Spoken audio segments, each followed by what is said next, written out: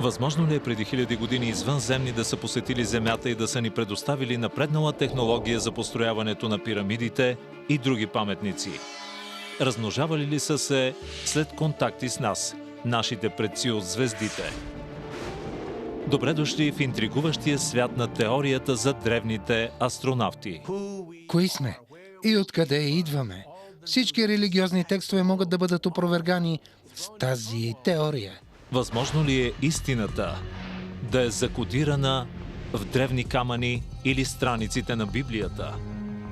Съществува ли заговор доказателствата да бъдат скрити от обществото? И може ли теорията да бъде проследена до един мъж? Ерих фон Деникен предполага, че хората са имали сексуални контакти с извънземни. Знам, че звучи неразумно, защото извънземните не би трябвало да имат същите полови органи. Или, може би, са същите. Запознайте се с човека, създал този феномен, за да разкрием истината за теорията за древните астронавти.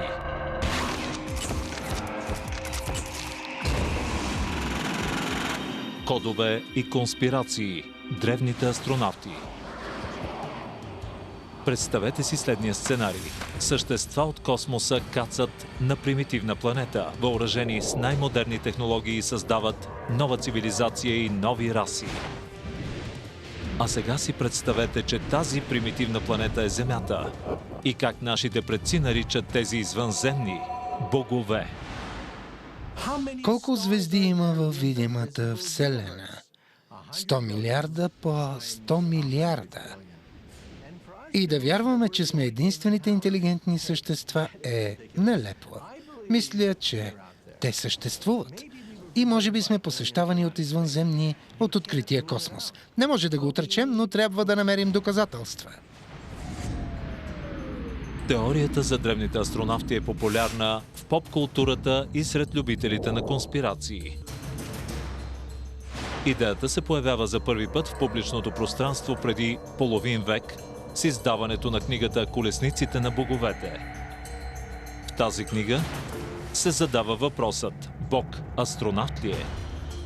Авторът, млад швейцарски менеджер на хотел, наречен Ерих фон Деникен, настоява, че налудничавите му твърдения са базирани на научно доказани факти. Според мен, поне 4 пъти в миналото, нашата планета е посещавана от същества от открития космос.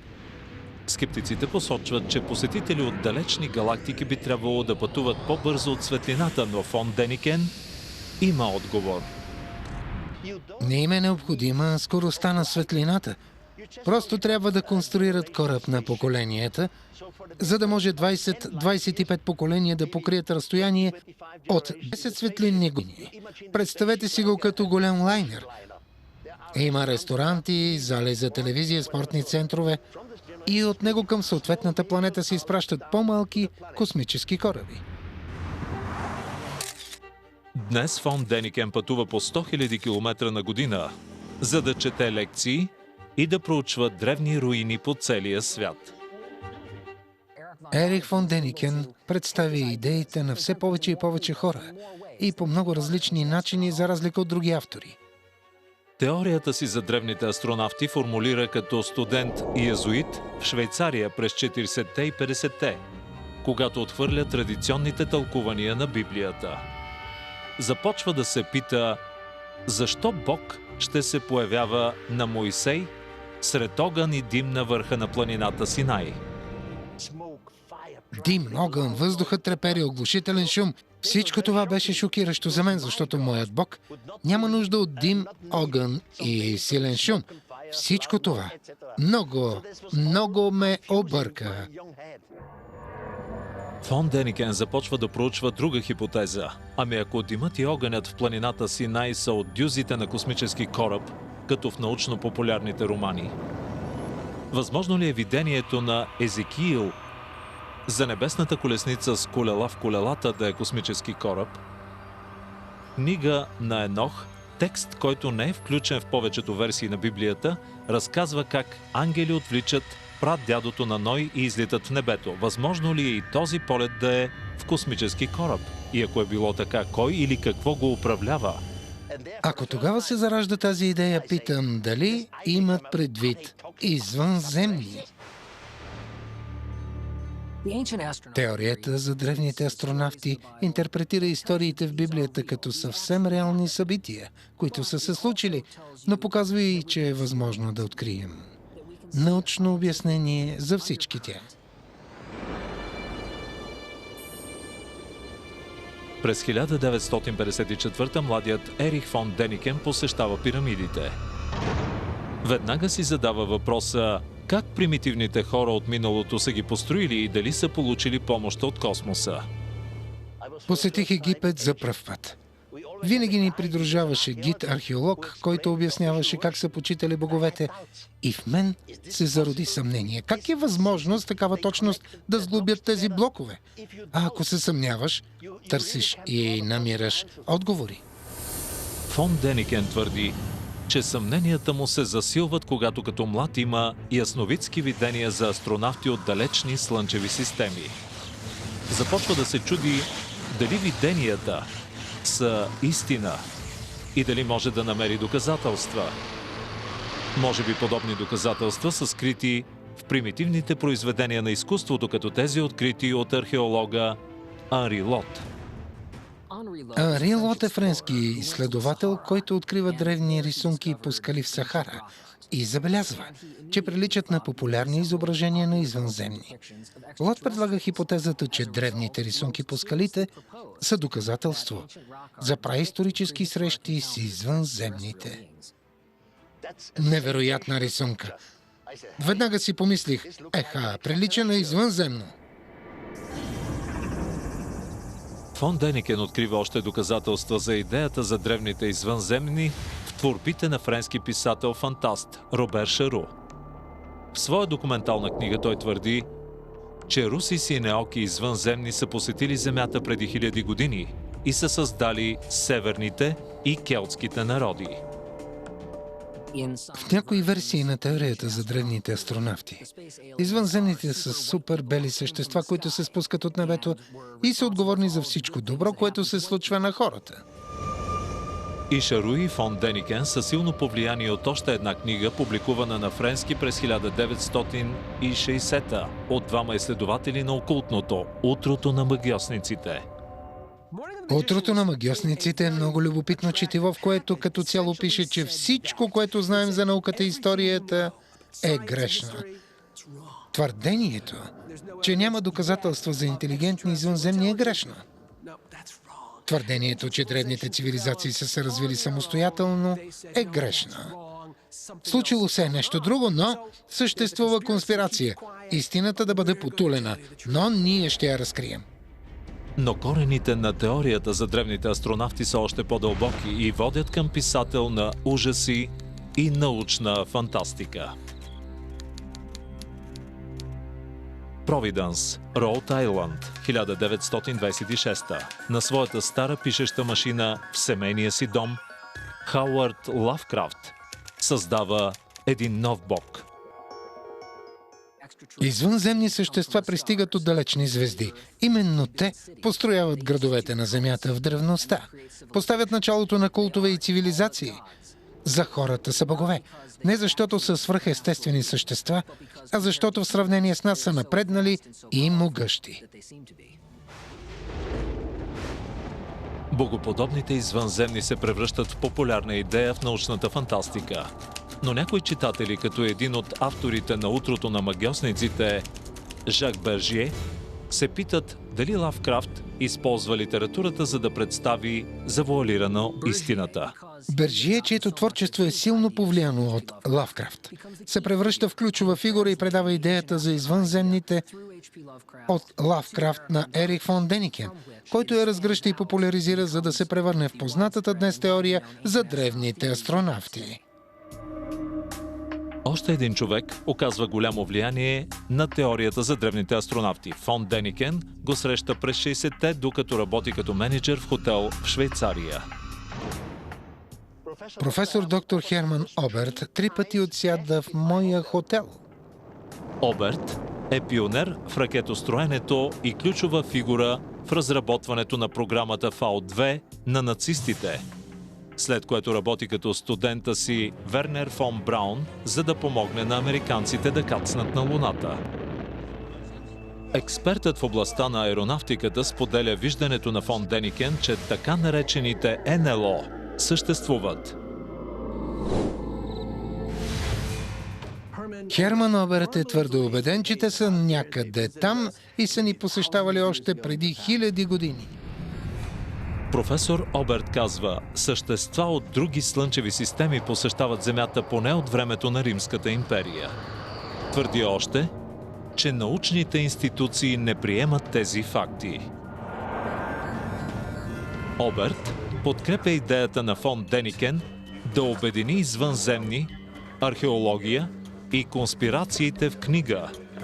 След като приключва работа в хотела, фон Деникен пише по цяла нощ и рисува пъстра картина, която разкрива как извънземни строят пирамидите и каменните фигури на Великденските острови и как използват равнините на Наска като площадка за кацане.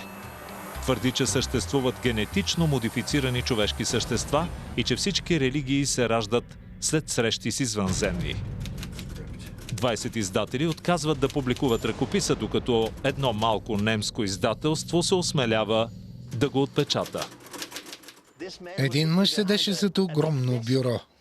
Прочете само 5 страници, погледна ми и каза: ако си прав, млади човече, ще предизвикаш истинска буря. Последвалата буря въвлича Ерих фон Деникен във война с известния учен Карл Сейган. Но още по-лошото е, че макар колесниците на боговете да оглавява класациите за бестселери, фон Деникен се оказва зад решетките.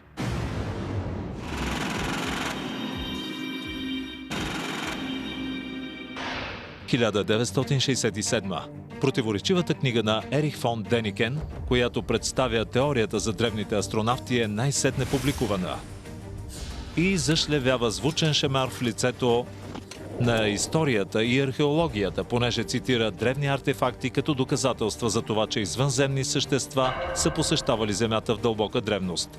Но и тази провокативна творба е цензурирана. В оригиналния ръкопис Исус е представен като извънземно същество.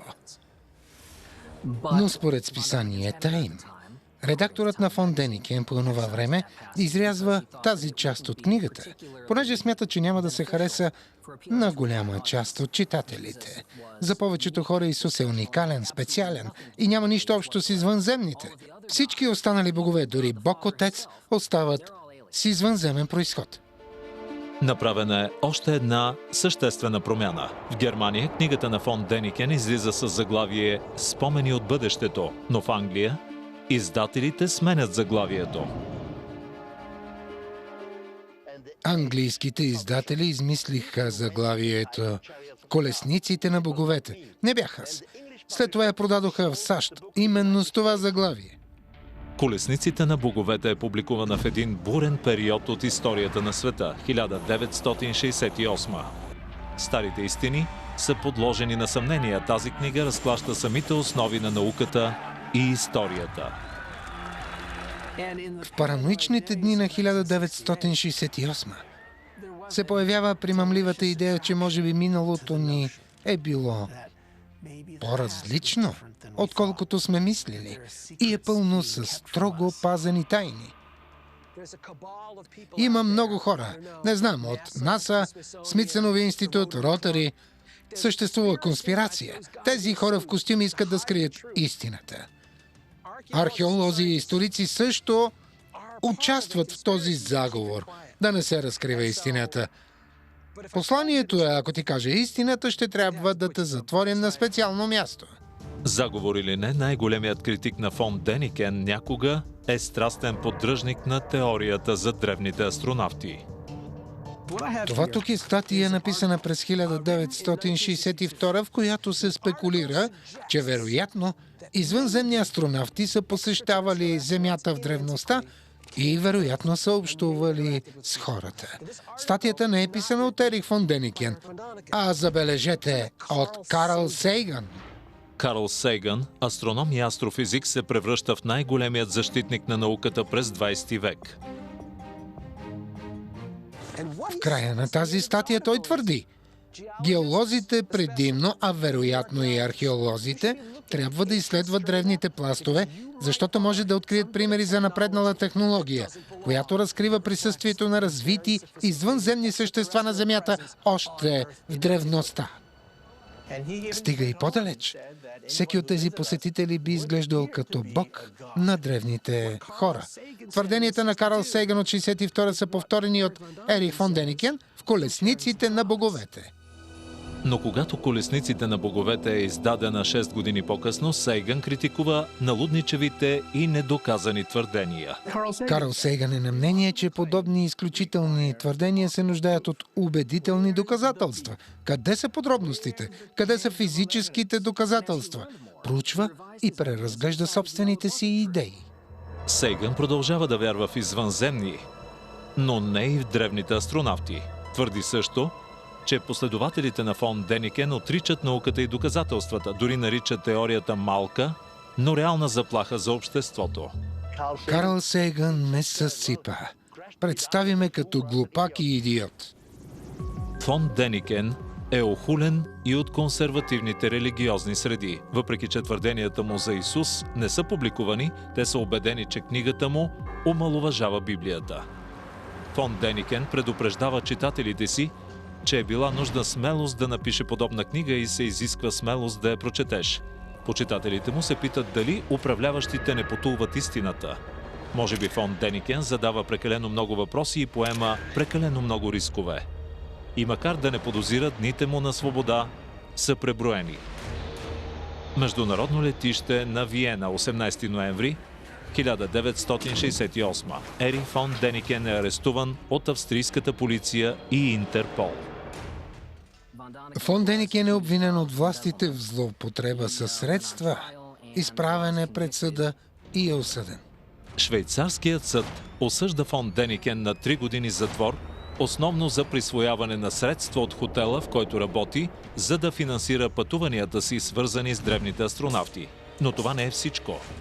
Съдебен психиатър обявява фон Деникен за патологичен лъжец, а най-популярната му книга за чудо на глупостта. Но почитателите на фон Деникен отвръщат на удара и обвиняват правителството в лов на вещици. Фон Деникен е изпратен в затвора на Регенсдорф в Швейцария, но не могат да му запушат устата. Той вече е написал първото от многото продължения на Колесницата на боговете, без да подозира, че теорията му набира световна популярност. Скоро изплаща дълговете си с пари от авторските права и си извоюва предсрочно освобождаване. След години, друг съд го оправдава и отменя присъдата. Ако е съществувал заговор да го накарат да млъкне, той се проваля. А малко след това късметът му се усмихва. На 5 януари 1973 в Съединените щати NBC излъчва специално предаване в най-гледаното време, което представя теориите на фон Деникен. Казва се "В търсене на древни астронавти". И гласът зад кадъра на създателят и водещ на зоната на здрача Род Сърлинг. Почти 1/3 от хората в Съединените щати гледат предаването и заради авторитета на Род Сърлинг и NBC всички остават с впечатление, че древните астронавти са истински. Години наред, телевизионното шоу се показва в американските училища като документален филм. Пресата популяризира още повече теорията за древните астронавти, а телевизията я превръща в феномен. Ерих фон Деникен е в шоута на Джони Карсън и навсякъде. Почитателите му бързо забравят за присъдата и пренебрегват признанието му, че е измислил някои от фактите. Мисля, че успява да се измъкне, като казва нещо от рода на "Това е голямо разкритие. Може и да не съм прав за някои незначителни подробности, но да докажа, че извънземни астронавти са кацали на Земята е много по-важно. Проблемът е, че няма доказателства." Почти половин век след издаването на Колесниците на боговете, дали са се появили такива? Пирамидите в Гиза. Как е възможно? 2,3 милиона каменни блокове, повечето от които тежат повече от 2 тона, да бъдат оформени, преместени и наредени. Почитателите на теориите за древните астронавти твърдят, че пирамидите са построени с антигравитационни устройства или посредством левитация, а блоковете са отрязани и оформени с лазери. Все страхотни идеи, но няма доказателства. Не извънземни построяват пирамидите, а египтяните. Има запазени произведения на изкуството от древен Египет, които показват египтяните да използват примитивни технологии, да местят големи камъни и да полират тяхната повърхност. Тези доказателства съществуват. Разбира се, че хората са построили пирамидите, не извънземни, но те са им помогнали. Всички съвети, свързани с проектирането, са дадени от тях, а ние хората сме свършили мръсната работа. Ако египтяните са разполагали с планове, изработени от извънземни, има един единствен начин да затвориш устата на скептиците. Покажи плановете, къде са. Друг съществен проблем с теорията за древните астронавти е за какво точно са дошли на Земята. Да научат предците ни как да строят пирамиди, защо не са отворили колеж или университет, в който да преподават как се използват лещи, или теорията за вируси, които причиняват болести. Ако в Египет не е имало извънземни, може би са били на Великденските острови. През 1968 фон Деникен представя теорията си, че извънземни са научили местните жители как да преместят масивните каменни фигури с помощта на мистериозна сила. Но поколения археолози твърдят, че няколко десетки мъже и тънки въжета са достатъчни. В този случай фон Деникен се съгласява. Великденските острови не са свързани с извънземни. Когато написах колесниците на боговете, мислех, че може да има нещо общо с тях. Същевременно знам, че фигурите на острова са изработени от хора. През март 1968 много хора ме атакуваха. А аз съм човек, който обича да проучва всичко, когато го нападат. И научих, че много от тези хора бяха прави. Критиците ми бяха прави, а аз не бях прав. Аз не бях прав. През 1968 фон Деникен изказва друга хипотеза. Мистериозните линии в Назка, Перу са площадки за кацане на космически кораби. Тези линии и произведенията на изкуството са наистина впечатляващи, но учените категорично доказват, че почвата е прекалено мека, за да издържи кацане на самолети. За каквото и да са служили тези линии, определено не са били писти. За поддръжниците на теорията за древните астронавти, Назка все още е място обгърнато в мистерия. Само дето не са сигурни каква е. Може би все пак са резултат от странна радиация или аномалии, оставени от извънземни космически машини. Има нещо нередно в Назка, но не знаем какво. Знам какво мислят археолозите. Чудесни са, но те не задават глуповати въпроси като моите. Например, защо не измерим магнитното поле? Така действа моят мозък. Според фон Деникен доказателство може да бъде открито в Мексико, в пирамидата в Паленке.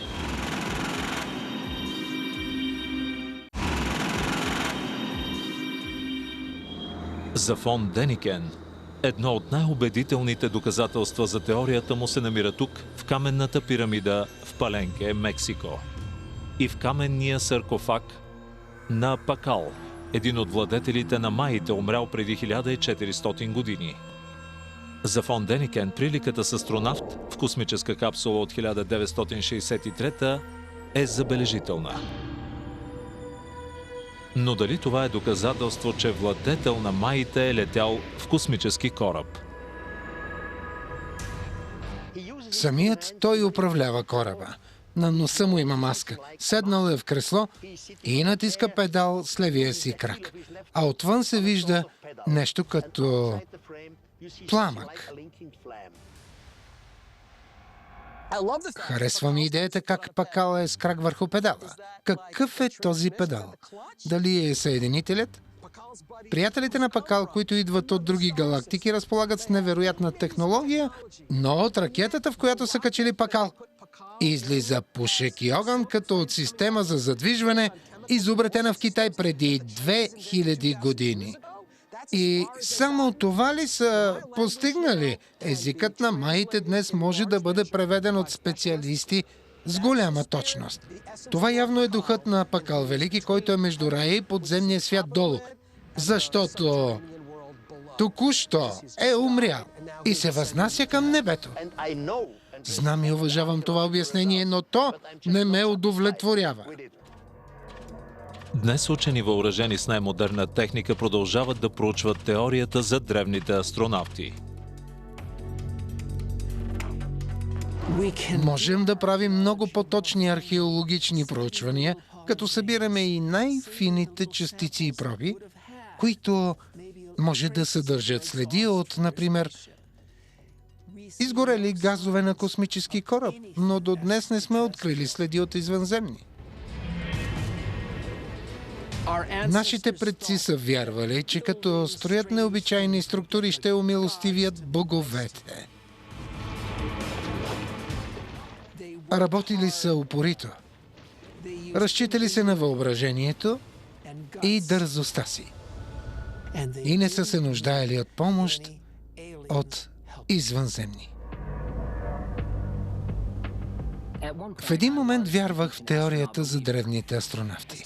Но с времето разбрах, че ако вярваш в извънземни, започваш да виждаш извънземни. Но ако си скептично настроен, изведнъж откриваш много други обяснения.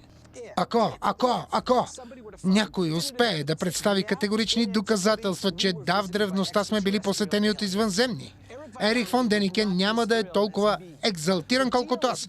Просто защото, за разлика от мен, той е склонен да приема неубедителни доказателства. Но мистериите, обгърнали древни паметници, са само половината от доводите. За мнозина, извънземните не просто са създали цивилизация, а са сътворили и самите нас. Като доказателство, привържениците на теорията посочват пропуски в документираните фосили и първия стих от първата глава на Битие в Библията. И Бог каза: да създадем човека по нашия образ, по наше подобие. Дали Бог не говори с други богове? Още няма отговор на този въпрос. Дали езиковата форма «ние» е като тази, използвана от кралете, или текстът не е променен от времето, когато е ставало въпрос за езически пантеон от много богове. Или, както вярват привържениците на древните астронавти, библейските думи са взети от тайния дневен ред на среща на извънземни, която поставя началото на праисторически генетичен експеримент на Земята. Човекоподобните маймуни, горилите, шимпанзетата, всички принадлежим на едно семейство. Само дето останалите членове на нашето семейство са още в гората. Но защо само ние от това дърво сме се развили? Съвпадение или еволюция? Аз казвам не. Абсолютно не. Резултат е от изкуствена мутация, зад която стоят извънземните. Извънземните манипулират ДНК на древните хора, за да ги направят по-умни, по-силни, без окосмяване. Или, както смята фон Деникен, от черни бели. Определено сме продукт на еволюцията. Но в хода на тази еволюция изкуствена мутация играе ключова роля. Изкуствена мутация, комбинирана с традиционни методи. Генетична манипулация и сексуален контакт. При това тази идея за сексуалния контакт не е моя. Описана е в класическата литература. Поддръжниците на теорията за древните астронавти посочват стихове от Битие, които описват света преди потопа. В ония дни се намираха изполините на земята, а при това, след като Божиите синове влизаха при човешките дъщери, и те им раждаха синове. Именно този текст в Битие за много от привържениците на древните астронавти е краягълният камък в интерпретиране на отношенията между извънземните и хората, особено в тълкованието му в книгата на Енох. Космическите посетители се влюбват в жените на Земята, имат сексуални отношения с тях и създават раса от гиганти. Мнозина са убедени, че гените на извънземните и хората се смесват в земите на днешен Ирак. И смятаната от много археолози за първа цивилизация на Земята – шумерската. Преди 5000 години шумерите строят стъпаловидни пирамиди-храмове, наречени зикурати. Имат календар, звездни карти и истории за богове и герои, изписани върху глинени плочи с първото писмо в историята, наречено клинопис. Около шумерите витаят и много мистерии. Все още се питаме откъде точно са дошли шумерите. Езикът им не е свързан с никой от познатите ни езици, живи или мъртви. Определено са обгърнати в мистерия. В десетилетията след публикуването на колесниците на боговете, един човек твърди, че има отговор на всички тези загадки, защото е превеждал древните текстове. Зекария Сичин, журналист от Близкия изток, сам научава шумерски. Той съперничи на Ерих фон Деникен в пропагандирането на теорията за древните астронавти до смъртта си през 2010-та. Гениалният елемент в работата на Сичин е именно разширяването на теорията на фон Деникен в съвсем нова посока. Той проучва асириологията, шумерската цивилизация Вавилон и народи, които не са толкова добре познати на днешната наука. Сичин твърди, че шумерската цивилизация е основана от извънземни от планета отвъд Плутон, наречена Нибиро, чиято орбита я приближава до Земята веднъж на 3600 години. В атмосферата на Нибиро има дупки, които могат да бъдат запушвани с златни люспи. Миньори са изпратени на Земята преди 445 000 години, за да търсят ценния метал. Сичин казва, че тези миньори се наричат Анунаки, или тези, които от небето на Земята се спуснаха. Същите описани в Битие като Божии синове. Но са прекалено мързеливи и не искат да копаят злато. Затова генетично модифицират хората и ги превръщат в свои роби, които осигуряват нужното злато, за да спасят атмосферата им. Макар книгата на Сичин да продава над 25 милиона копия, теорията и преводите му са отхвърлени от ново поколение учени. В шумерската митология не се споменават богове, които идват от звездите. Няма пътувания в космоса или нещо подобно. Сичин твърди, че така наречените Анунаки са посетили Земята преди 440 000 години. Не съществуват никакви текстове, които да потвърдят подобно посещение. Златото не се споменава често в Месопотамия. Има сведения за сребро и мед, но никой не търси злато. Не знам защо Сичин му дава такова голямо значение, но определено не е споменато в никой от древните текстове. Според учените, тези Анунаки на Сичин са богове на плодородието, които не са общували с хората. Името им не означава тези, които от небето на земята се спуснаха, защото думата е просто измислена. Сичин създава Анунаки от думата Ануна, като добавя ки, защото означава земя. Осъкатява думата, за да пасне в разказа му. На шумерски оригиналната дума означава наследници на принца или нещо подобно. На всяка страница предлага превод и твърди, че той доказва това или онова, но всъщност преводът е неточен. Думите, които той превежда като ракета или лунна база, са грешно преведени. И накрая не предоставя никакви доказателства за твърдението си. А странстващата планета Нибиро? Търсихме доста отвъд Плутон, но не откривахме голяма 10-та планета. А не бива да забравяме и закона за гравитацията на Нютон. Ако съществува такава голяма планета и тя приближи Земята, би повлияла на Сатурн и Юпитер и би създала истински хаос в Слънчевата система, а няма доказателства за нещо подобно. Но според Сичин Нибиро е ясно изобразена на малък глинен цилиндричен печат, с който са подпечатвали официални документи преди 4500 години. Едно от основните доказателства е именно този печат и тази 10-та планета Нибиро, изобразена като ключов елемент в тази част на печата.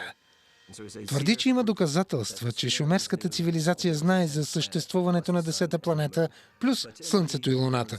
Но всеки запознат с изкуството на Месопотамия ще ви каже, че Слънцето винаги се изобразява по един и същи начин, като кръг и 4 стрелки, между които излизат лъчи. Това не е Слънцето, а звезда в съзвездие. При това няма нищо общо с извънземните. Шумерите познават планетите, които се виждат с просто око. Слънцето и Луната. И това е. Не описват нищо мистериозно. Няма нищо необичайно и извънземно. Привържениците на теорията за древните извънземни посочват древни текстове като доказателство за сексуалните отношения между хора и извънземни, въпреки някои предизвикателства. Как точно пасват отделните елементи? Как го правят извънземните? Знам, че звучи глупаво и нереално. Извънземните не приличат на нас и очевидно нямат същите полови органи или система. Или пък, може би, и имат такива. Твърдението за сексуален контакт между хора и извънземни може да се струва смехотворно на мнозина, но други, сред които носителят на Нобелова награда Франсис Крик, смятат, че нашата ДНК може би идва от открития космос.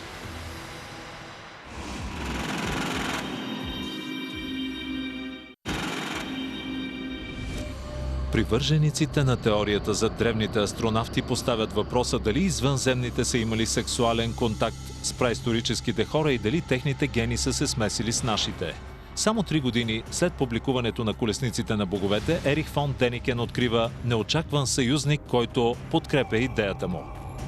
През 1971 Карл Сейгън организира конференция, посветена на комуникацията с интелигентни извънземни. Фон Деникен не е поканен, но на конференцията е носителят на Нобелова награда, разгадал тайните на ДНК. Франсис Крик, един от бащите на молекулярната биология. Крик и негов колега правят, както сам се изразява, доста нетрадиционно предположение. Може би произходът на нашата ДНК не е земен, а е от друга планета. Тази хипотеза е нова версия на идеите на древногръцкия философ Анаксагор за така наречената панспермия или космическа посявка. Според тази теория, семето на живот се разпространява в космоса. Панспермията се основава на идеята, че аминокиселините, нуклеиновите киселини са забъркани в огромни молекулярни облаци, след което попадат на комети, които достигат Земята или извънземни от различни планети и стрелват спори, от които се зараждат други форми на живот. Ако приемете хипотезата за панспермия, то тогава извънземните приличат на нас. Следователно, имат подобни полови органи и няма проблем да създадат поколение с хората. Но все пак съществува огромен проблем. Как жените на Земята ще раждат космически бебета? Дори да е имало подобна посявка в миналото, винаги ще се различаваме. ДНК мутира много бързо. На нашата планета има огромно разнообразие от животни, с които не желаем да се чифтосваме. Ако имаме извънземна ДНК, ще е още по-трудно да сме имали полов контакт. През 2007 едно шокиращо разкритие разтърсва интернет. Професор Сам Чанг, който работи по проекта Човешки геном, мултимилиарден проект за описване на ДНК секвенцията на всички хора, оповестява, че е открил извънземна ДНК в генетичния код. Подобно твърдение ще промени историята на човечеството. Мястото ни във Вселената. Кои сме? Откъде идваме? Ще промени всички религиозни текстове. Всичко ще се промени и ще настъпи пълен хаос, предизвикан от едно малко парченце извънземна ДНК. Историята въодушевява поддръжниците на древните астронавти, но се оказва абсолютно невярна. До сега не сме открили следи от извънземна ДНК в нашите човешки хромозоми. Неточностите в това твърдение са само началото. По-късно се оказва, че този Сам Чанг не съществува. Историята е измислена от измамник, чиято идентичност остава неизвестна. Според някой става въпрос за правителствен заговор за да се провери как би реагирал светът на подобна новина за извънземна ДНК. Сам Чанг никога не е съществувал. Да, но идеята му може и да е вярна. Вероятно тази дезинформация цели да попречи да научим истината. Когато става въпрос за НЛО и древни астронавти, подобни неясни хипотези са безброй много. Учените се умориха да ги опровергават и дори вече не отговарят на поредната сензация. А това ражда конспиративни теории. През последния половин век има много малко доказателства, които евентуално да потвърдят теорията за древните астронавти, но когато човек вярва, няма нужда от факти. В продължение на 35 години, поне 1/3 от моите ученици са казвали да, може и да е вярно. 50% обаче заявяват не. Пълни глупости. И остават около 20%, които са раздвоени. Сред тези около 33%, които смятат, че има зрънци истина в теорията, едва 5% заявяват напълно убеден съм. Възможно ли е древните астронавти да се превръщат в нещо, което Ерих фон Деникен никога не е предвиждал? Днес се обръща все по-малко внимание на космическия кораб или на храмове или структури, за които се предполага, че са построени от извънземни, защото няма доказателства. Много по-често чуваме за трансизмерни същества. Теорията за древните астронавти става все по-свързана с свръхестественото, нещо като New Age, полунаучна религия. За фон Деникен това е прекалено. Става въпрос дали вярваш или не. Няма как да има доказателство за това. Не приемам тези астрални връзки. Да се намери космически кораб. Боже, това е възможно. Трябва да му се отдаде заслуженото. Може да греши с всички свои хипотези, но поне представя артефакти и заявява: мисля, че това е доказателство. През 2003 точни копия на някои от любимите артефакти на фон Деникен са реконструирани в бивша военна база в Швейцария. Това мистериозно място е нещо като музей и увеселителен парк с пластмасови копия на Стоунхендж и гробницата на Пакал. След период на финансови затруднения, паркът Ерих фон Деникен е превърнат в място за семейни забавления. Но привърженици на теорията на древните астронавти все още изнасят лекции веднъж на месец. Лекторът може да е самият фон Деникен. Ще е все едно да отидеш в Дисниленд и да видиш Уолт Дисни. Там са и всички копия на артефакти, като огромен скелет от смола на гигант, конструиран по информация от костни фрагменти, открити в Еквадор. Скептиците твърдят, че истинските парчета са фосили на праисторически бозайници, но за други това е доказателство за изполините, описани в Битие. Не може да опровергаеш съществуването на еднорог. Може би има еднорози, а може би няма. Ако търсиш еднорог и не го откриваш, винаги може да кажеш: има един остров някъде там, на който има еднорог. Но ако разгледаме всички доказателства за древните астронавти, няма да открием нищо повече от малки фигурки на стената. Може да са украса или рисунки, които могат да бъдат интерпретирани по много различни начини. Трябва нещо по-убедително. В противен случай ще спекулираме още цял век. Убеден съм, че тази хипотеза ще се изучава в университетите един ден. В света на науката всичко започва с спекулации. После те се превръщат в хипотеза или теза, след което трябва да отсееш кое е истина и кое не. Просто трябва да направим разликата между фактите и измислицата.